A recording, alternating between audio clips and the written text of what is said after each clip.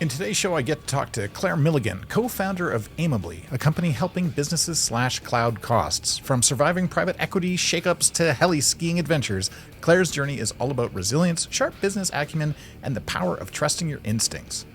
This episode is brought to you by my book, Brand Jitsu. Move your brand from meh to memorable. Brand Jitsu is the battle-tested method I've been using for nearly 20 years to help artists, entrepreneurs, and businesses find shape and share their stories so everyone gets it.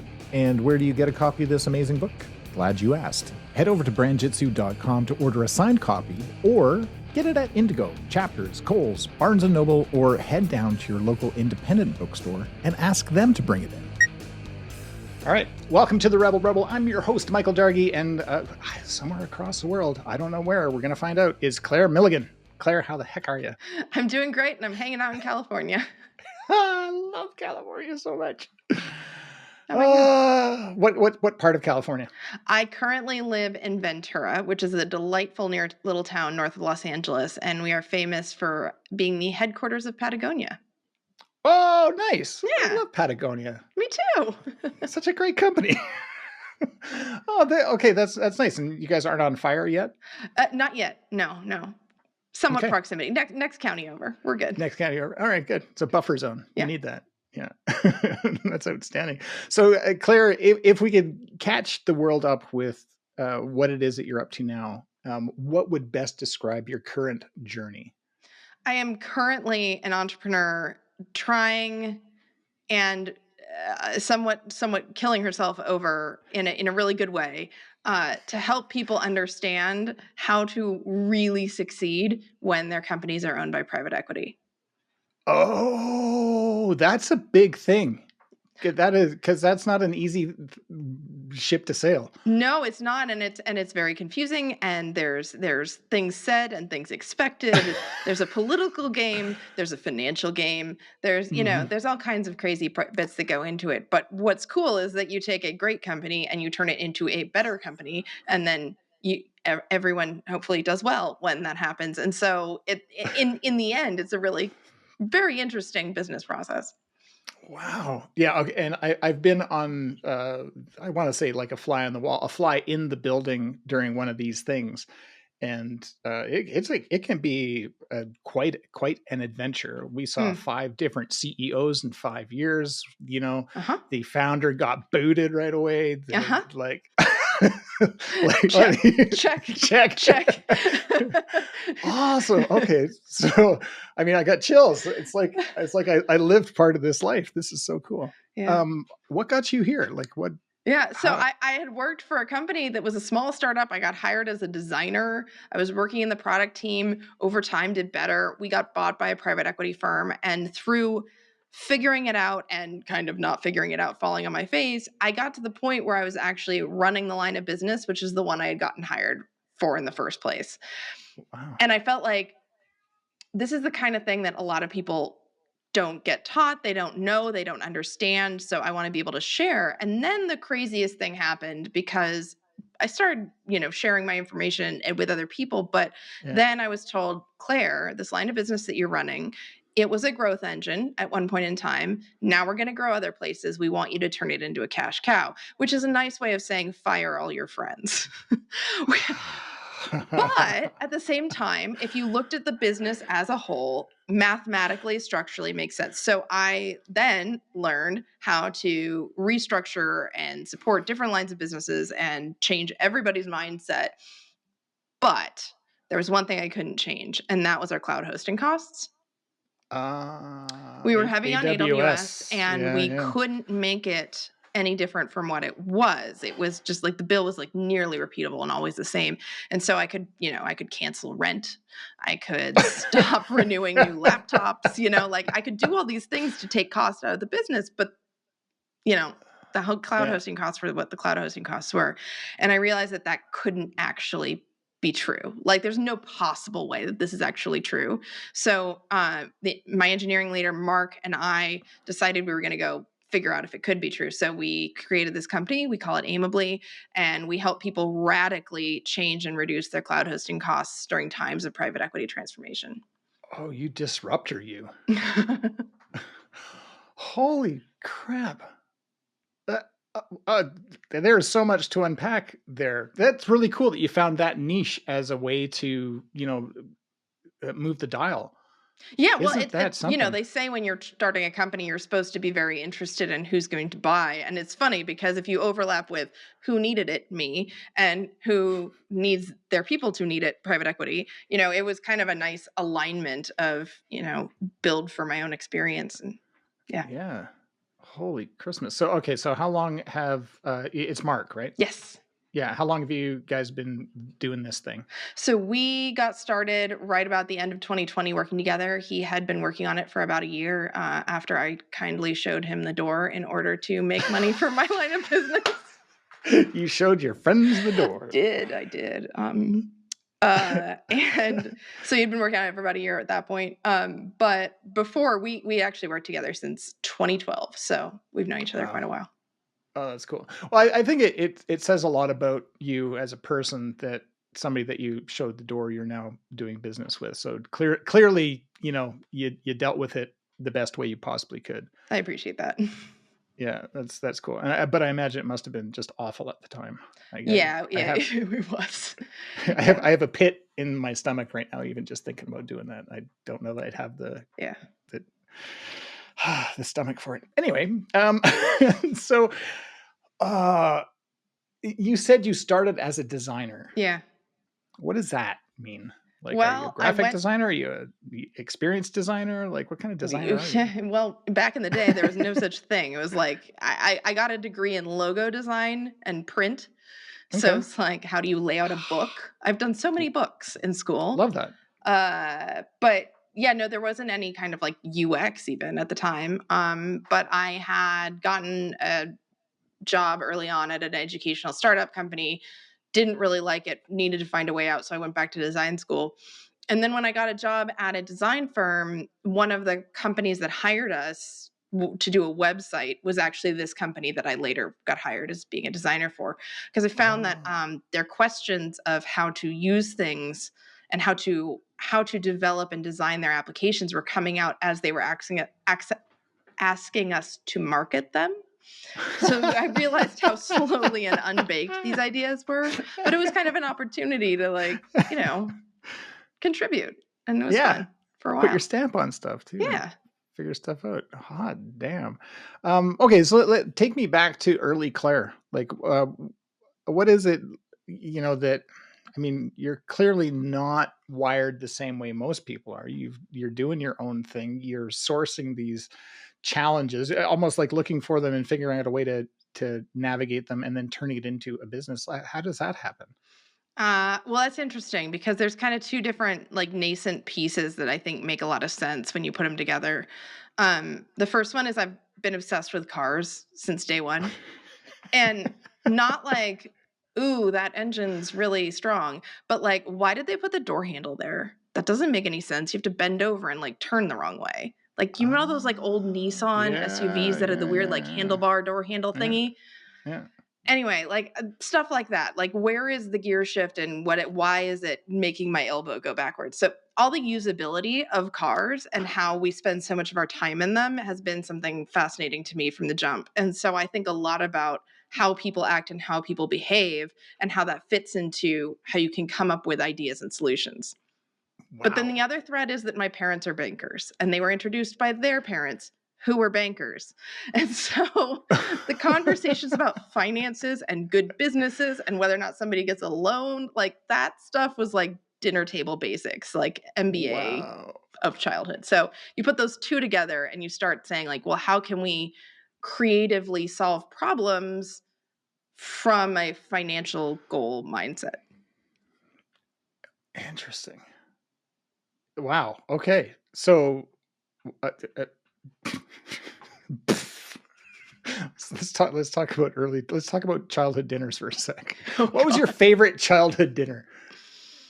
Well, again, throw just a little snippet favorite of... Okay. I can't tell you the exact how this came up, but so my grandfather started in the mailroom at Security Pacific Bank in Los Angeles, California, and at the time of World War II. And by the time he retired, he was the president and chairman of the board.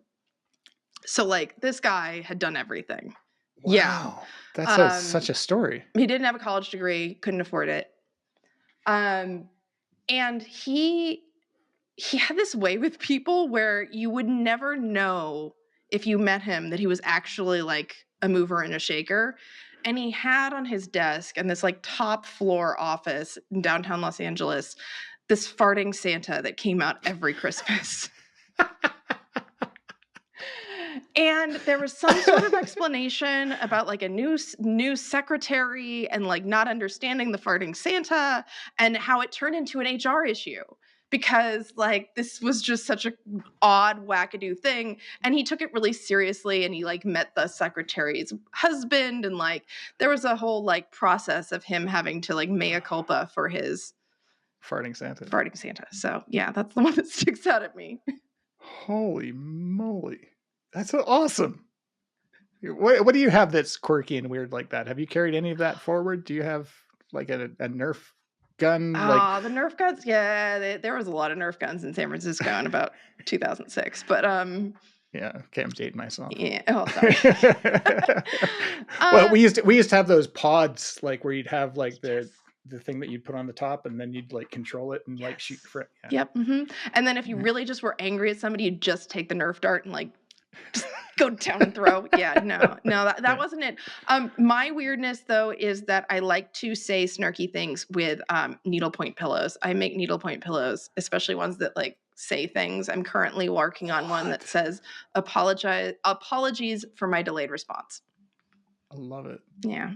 Holy crap. Okay, that's fine. All right. Tell me about your thesis that the tech industry is fundamentally broken. Yeah. So if you think about any industry, and so let me take it back to cars because Claire, obsession, cars. So you have a design of a car and that's really cool. Good job. You know, you might have even taken it to a car show and shown off this concept car. We all saw designs of the Cybertruck for years and years and years before it rolled off. Typically you see that for any new design. That's great. Okay. So then you come up with how we're going to actually process this. What's the inside look like? What are the components? What are the models, the trims, whatever. And then you figure out how much it's going to take to build it. Right. And then you engineer the machine, like the operating line to be able to produce it full Henry Ford style, you know, and then you're going to make sure that you make money on every car that comes off the line because they're going to pay you X. It's going to cost you Y. You make Z.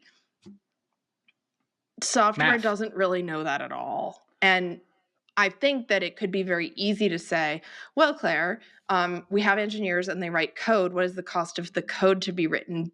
That doesn't matter because every user uses it and they pay us and the margins are just great because they're paying and there's no need to write code for each of the customer's experience. That's the mindset, is that the cost of producing the car is the cost of writing the code. Except for the fact that we actually have cascadingly large costs to run the software, the hosting software, every time somebody uses it. And in fact, if you're properly running the systems, it's going to scale with demand and go down with demand, we hope.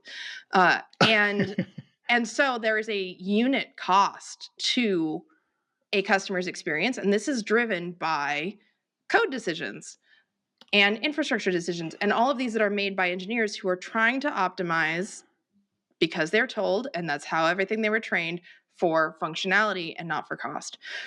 So the real thing that's going to change the industry, in my opinion, is if we can take a design of a functional piece of software and then value engineer it to run at scale, we will start printing money in a way that people have never even considered.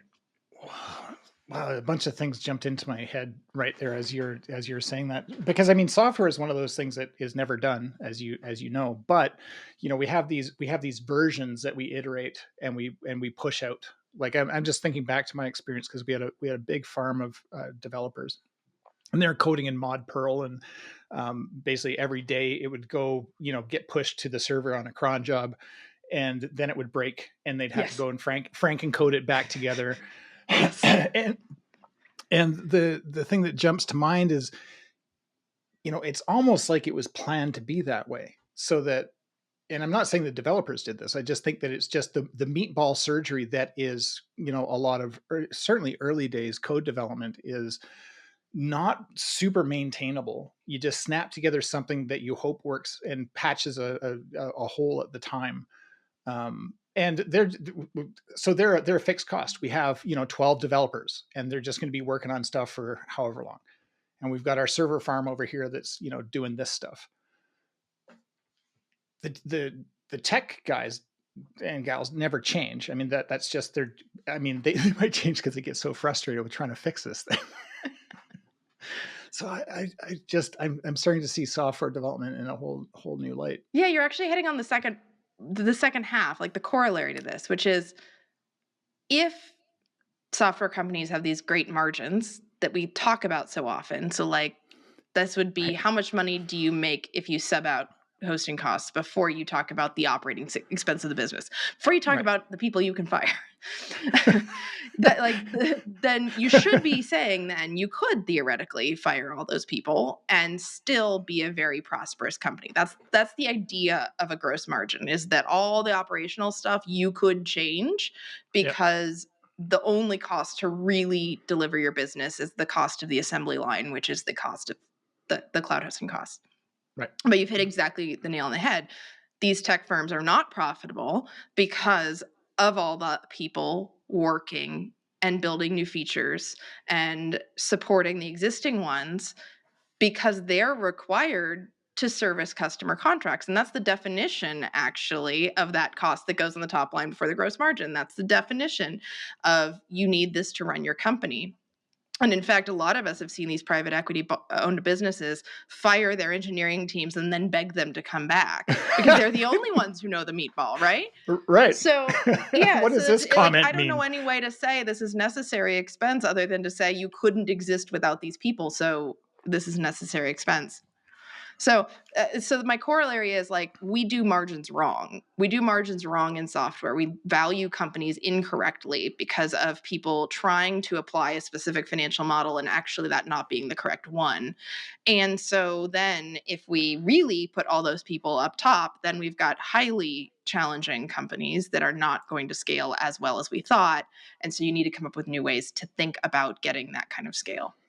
Wow. Yeah. So at what point does the economies of scale break? As soon as you put those people on top? Well, in my experience, the more you grow, the more your sales guys like to suggest that a new feature to be built would help the sales. So it seems to me to be quite proportional. It's hard to hold that number in the current mindset, because also the current mindset is grow, grow, grow. And if you aren't profitable, who cares? And so we just add to the people at the bottom of the P&L. Wow. I feel like I just got a degree. Welcome to the dinner table. Yay. Okay. I want to go back to your dinner table for a second. What was growing up? What is the quintessential Milligan meal? Oh, lamb chops. My mom's big on lamb chops. Yeah. Really? Like breaded or? No, just like the T-bone kind, and just on the grill. Yeah. Okay. Yeah. All right. And just because I'm wired this way, veggie. Like what kind of veg? Broccoli. At the time, because nice. it was the 80s, it was steamed. Now, not so excited about that. But yeah, no, there was a lot of steamed vegetables in the early 80s. There was a perpetual diet. We had margarine, all those things. I still steam my broccoli. You do? Oh no, you gotta roast them. You gotta. Really? Yeah. Really? You just put them in a roasting pan, olive oil, salt, pepper, like 15 minutes. You're good. What? Yeah. What temperature? Give me the temperature. Like 350, 300? 350? I don't know. Whatever you usually. All right. Yeah. Roast at. Yeah. Okay. Maybe 8 minutes, depending on how. I don't know your thickness of broccoli up there in Calgary, man. Well, plus, I mean, we're up in the our elevation, so cooking times do vary. Yeah. A friend of mine, God, I don't know how many years ago this was. He came over, and I forget. I think I was doing bacon for burgers or something. Mm-hmm. So I'm frying bacon on the stovetop. He's just like, "What are you doing?" I'm like, "I'm making bacon." He goes, "Dude." So he takes out a cookie sheet. Yeah. And he puts foil on it, sets the oven to 400, puts it in for 10 minutes, takes it out, flips it, puts it in for another 10 minutes. The best bacon I've ever had in my entire life. And that is how we do bacon now. It's great. It's delicious. I have done that method too, but I just like getting sprayed by the oil, you know, it just makes me feel like I'm doing something. Yeah, that's true. Yeah. Outstanding. Oh, okay. So here you are in California. The world is your playground out there. Where's your favorite place to go in California? Lake Tahoe.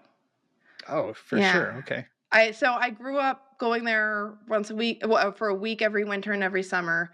My dad's mother's family is originally from Lodi, which stuck in Lodi again. The whole point is like 49ers and gold miners and all that stuff. So that like the connection to Lake Tahoe is strong for many generations back. Yeah. And I lived in the Bay Area, in San Francisco Bay Area, for about 15 years. And so I would go there for weekends constantly. Amazing. In college, I joined the ski patrol at one of the ski areas, and I actually still do it. That's awesome. Yeah. So that's cool. That's great. Okay. So imagine, if you will, that, I don't know, pick a season. Are you summer or winter? Both. I'll pick winter though. Yeah. Pick winter. Okay, cool. So here, okay. So I've never skied Lake Tahoe, but I will say that there's a chairlift, I'm sure. Yeah. And you're sitting there on the chairlift and you just sort of banged your skis together and the snow's falling off and you're looking down as you go up slowly this mountain. And you think to yourself, Claire, I wish the world knew this one thing. What is the one thing that you wish? Oh my gosh, that's so hard to answer because my brain is like a random access machine. Like, who knows what I'm going to come up with? Right. Okay. I mean, so, you know, that might be a cop out, but I really am serious. Like, I have opinions on everything from everybody needs to watch the West Wing TV show, even though it's years old, because it tells you everything you need to know about American politics, to door handles on cars, to cloud hosting costs, to, I really wish somebody with a business experience knew how to run a ski area. Like, that one's coming up for me because, whoa. Okay. And then also, actually, this has been fun. We were bought by private equity, the ski area I work for. And I was like, I know this. I can help people. And so, like, we talk about like merger and cost basis and like all kinds of like efficiencies with guys that I previously only, you know, skied and practiced tourniquets with. So yeah. Patched broken legs. Yeah. Have you ever been to the Canadian Rockies skiing? I have, yeah. Where'd you go? Wait, hold on. It might not be Rockies. I did what is this Canadian heli skiing outfit? Oh, there's many. No, I know. It's the ones that are owned by Altera because private equity. I forget. This is your world. Okay. So you went heli skiing? Yeah, I went heli skiing. It was amazing. Yeah, outstanding. I've never been. Yeah. I always wanted to. Yeah, I went with a group of guys that we all patrol with, and I actually felt very close to my own mortality in that experience. But anyways, so back to the Canadian mountains. Oh, I want to know because I have skiing mortality stories as well. Tell me yours. Yeah. Yeah. Oh, so this one I was this particular trip I just felt really uncomfortable, but then the second trip I decided not to go on. I couldn't figure out why. My sister went on it. My sister's also a patroller. I had skied with her the previous time. She just was going off like one of those little like bluff kind of things that are just magical and full of powder. And at one point she was like, I don't want to go over this one. I want to go around the side. And she discovered a crevasse and ended up upside down and completely buried. And luckily all the patrollers around her knew exactly how to extricate a person and just like went and got her out. But she was under for a period of time that was not okay. And we realized from the structure of like where the guides are and the quantity, like the amount of time that she had wasn't good. Wow. And would have been much more challenging had everyone she had gone with not known what they were doing. Holy. Yeah, it's treacherous. Yeah. Yeah. I almost died in a tree well. Oh God, those are the worst. Yes, it's the exact same phenomenon, actually. Yeah. Yeah. I ended up upside down in a tree well, dangling by my boots, and I ended up clicking out of my bindings.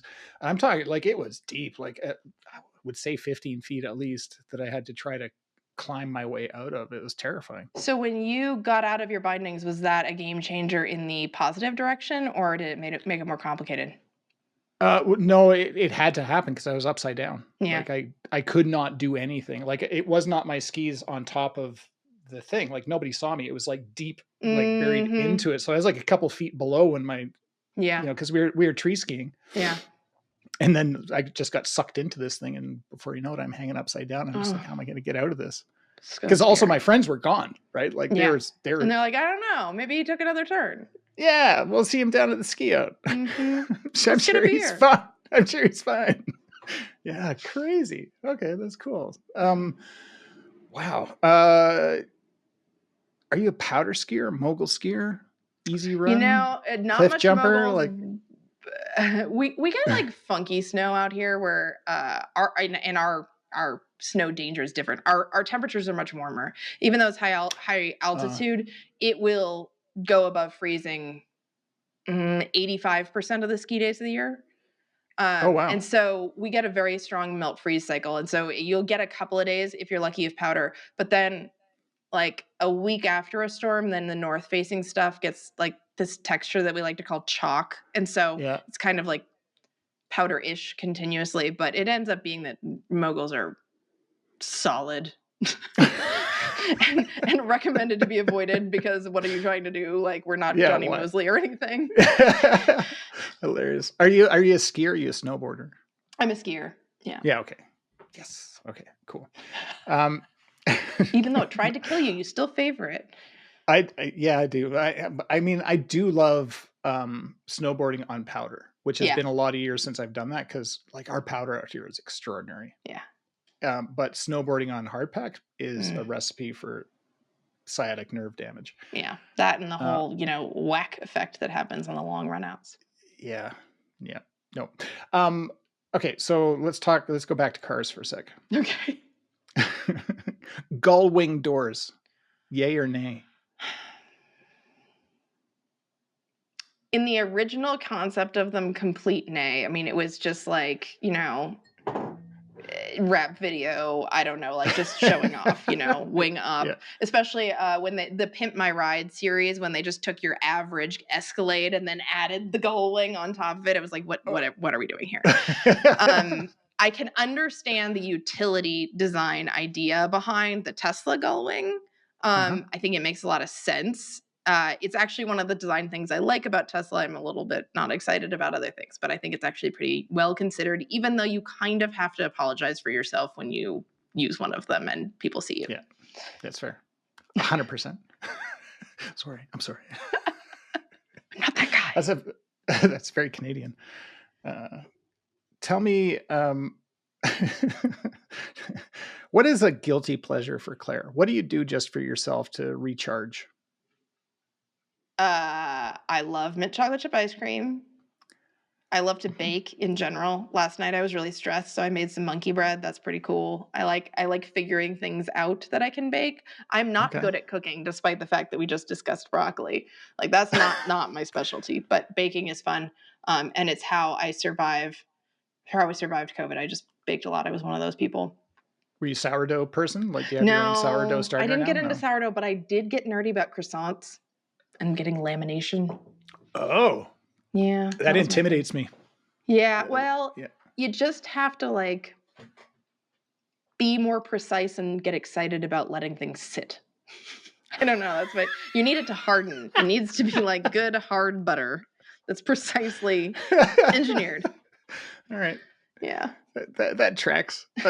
We're watching I don't know, Great British Bake Off or something like that. Yeah. Have you watched that? Well, my favorite is like if you actually try to do what they're doing in the time frames, like it's insanity. Like you should not be able to do that.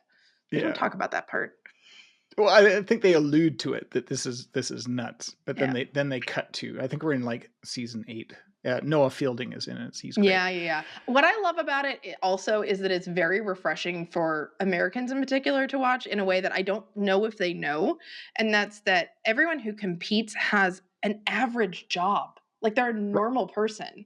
And they just like have this fancy like idea, like they spend their time on doing this other thing. And I think that we, not to get too political, but we in the United States believe that leisure time belongs to the rich for some reason. Right. And that this kind of thing wouldn't be possibly something you could do unless you had all this extra free time and you weren't working 2 jobs and yada yada. So I think it's refreshing to see that perspective. Like when somebody's like, yeah, I'm a postal carrier. And you're like, cool, you're a postal carrier and you have the time to make this delicious tart. Yes, you should. Yeah. Well, the other thing I love about that show is just how kind they are to one another. Yeah. It's not cutthroat, it's supportive, and it's, when somebody fails, they're like, oh, or they help out if they've run out of time, but they've still got time. And it's like, so nice. We need more of that. Yeah. Agreed. Okay. Besides croissants, give me the next best thing that you bake. The next best thing. What's Claire known for? Oh, on theme. I figured out how to make Millionaire's shortbread not that long ago, which is the kind where like you do like a really good brown butter shortbread with then like the caramel and then like layer of chocolate on top. Whoa. That was awesome. Pretty excited about that.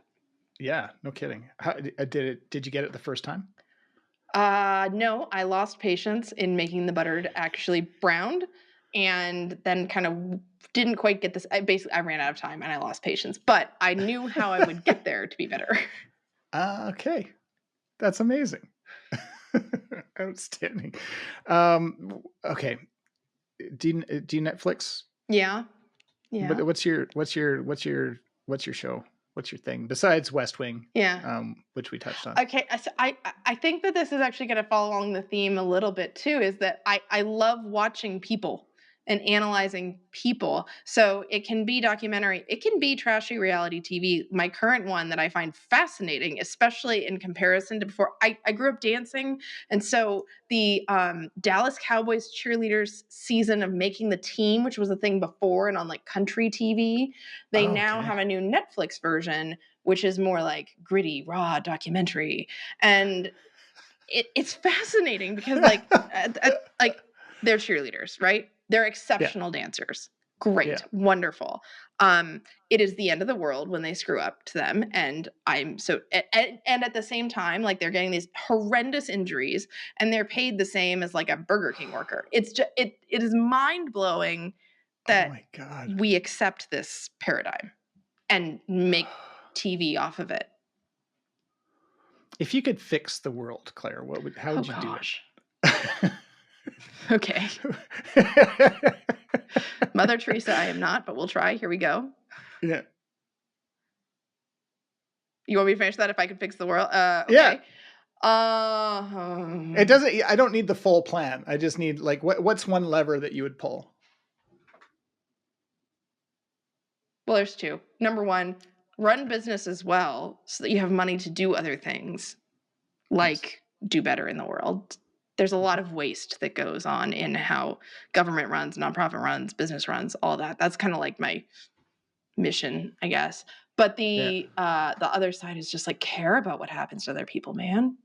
Like it's not just you. Everyone's interrelated. Yeah. Yeah. Yeah. Well, that's powerful, given the current state. Yeah. I want to just because these random thoughts pop into my head.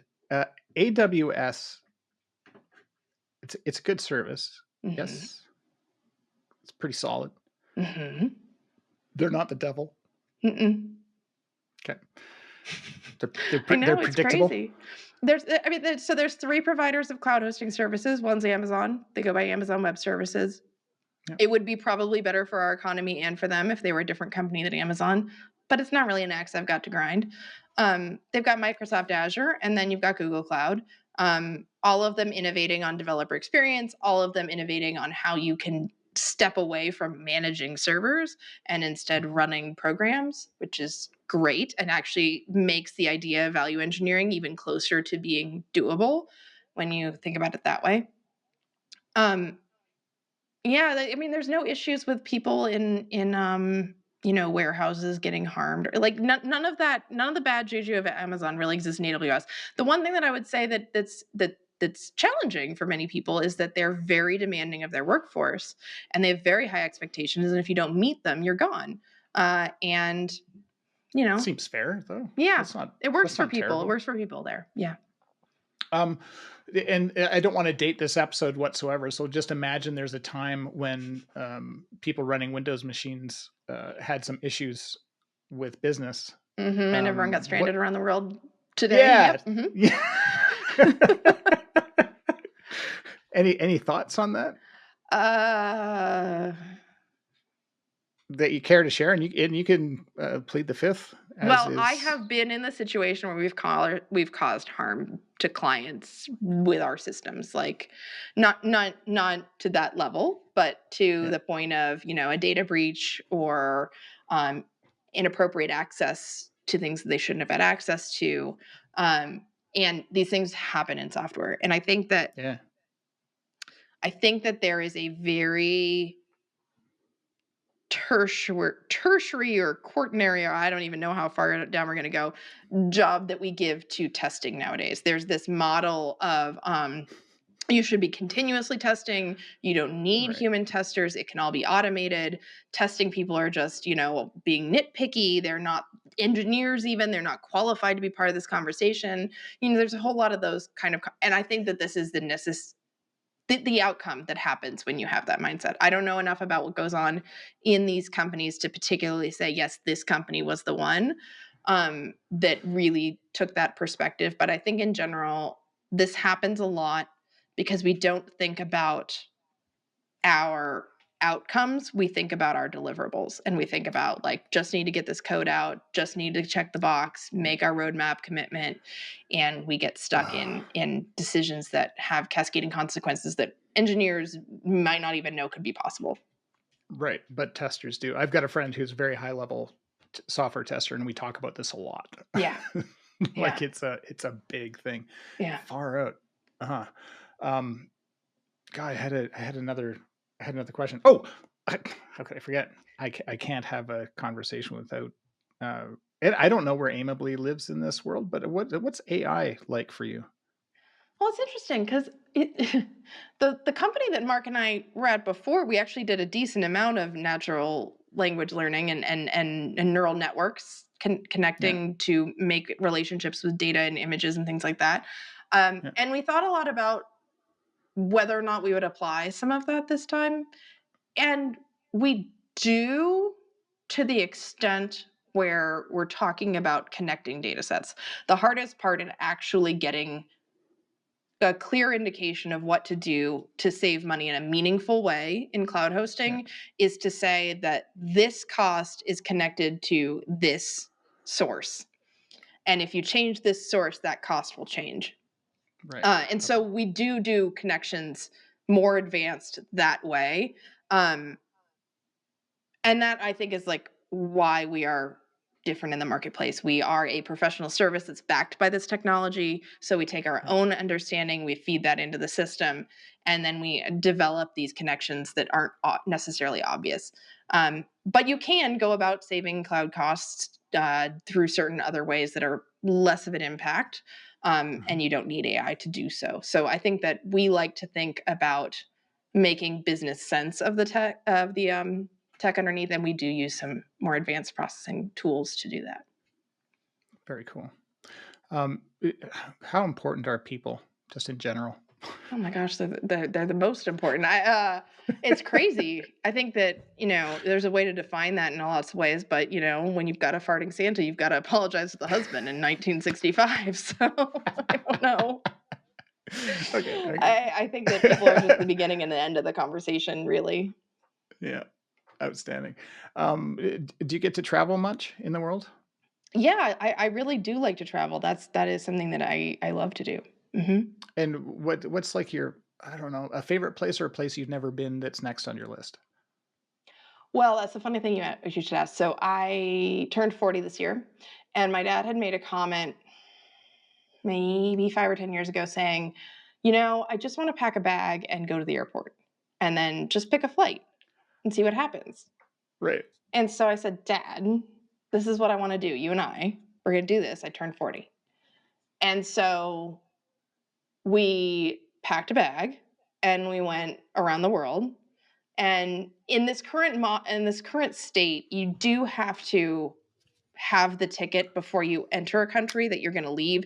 So we did something where like we'd get a ticket to the next hub and then figure out from there kind of thing. Yeah. Okay. So it was a little bit more in advance than the original idea. But yeah, so we went to Panama, Tunisia, 2 places in Turkey, Brunei, and then 2 places in Australia. Wow. Yeah, it was really awesome. Oh, that is so cool. How long did that take you? 2 weeks, a little bit, like a couple of days, more than 2 weeks. Yeah. Oh my God. What was your favorite stop, if there was one? I mean, I'm sure that was like Hobart, Tanzania. Oh, sorry, not Tanzania. Tasmania. Hobart, Tasmania in Australia. Why? They have the best museum that I have ever seen in my whole entire life. It's called the Museum of Old and New Art, MONA. And it has an insane collection, personal collection actually by the owner, and in the most purpose-built building you can imagine. It is worth a trip. Wow. All right. I'm off to Australia. This has been so much fun. I have so many more questions, but this episode will have to end at some point. So there's these people in the world, Claire, and I call them rebels in waiting. Mm-hmm. And these are the people that are either just about to do a thing, or they've done a thing. They've done the Wile E. Coyote step off the ledge thing, and they've just now looked down to realize there's nothing underneath them. They've got their uh-oh sign. What advice do you have for them as they embark on a new adventure? I appreciate that description, because that's been me a few times in my life. And I think that if you even thought to put yourself in that position, you think differently and you have an opinion that's authentically yours. And it has brought you some degree of success that gave you the confidence that you could even approach the ledge in the first place. And so I would just say that don't stop being that person. A lot of times when we see it, there's nothing underneath, we go, oh my gosh, somebody has to give me the toolkit, or I have to follow somebody else's steps, or, how is it that I'm going to succeed because I need somebody else to tell me what to do.